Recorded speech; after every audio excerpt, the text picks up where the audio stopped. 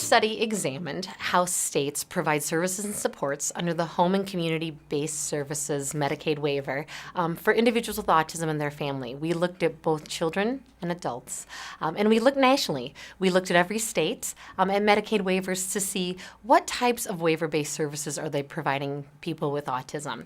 And we found many interesting things. There's certainly a lot of variation across states. You know, as our numbers continue to increase of children with autism and adults, we are seeing a lot of changes in policy around autism. We initially did this study in 2011. And some trends that we saw back then was that many states were saying they would like to have children's waivers, that they typically served individuals with autism under waivers for individuals with intellectual disability. But what we're really hearing out in the field is that individuals with autism and their families have unique needs, therefore unique needs for services and supports. As we looked across states, we were able to see a wide variation in policies, yet we were also able to see trends. Certainly there appear to be gaps in services nationally, particularly for individuals with autism that do not have a co-occurring intellectual disability.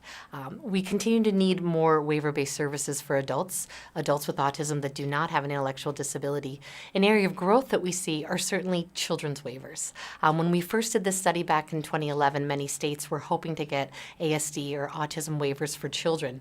What we're seeing now is that many of these children with autism and related neurodevelopmental disabilities are served under what we call in Minnesota early intensive developmental behavior intervention waivers. It certainly is a landscape that is changing in terms of policy, and it'll be interesting to redo this study in a few years to see where children, and in many ways where are these adults that are going to need services and supports in the adult service system will be receiving their services.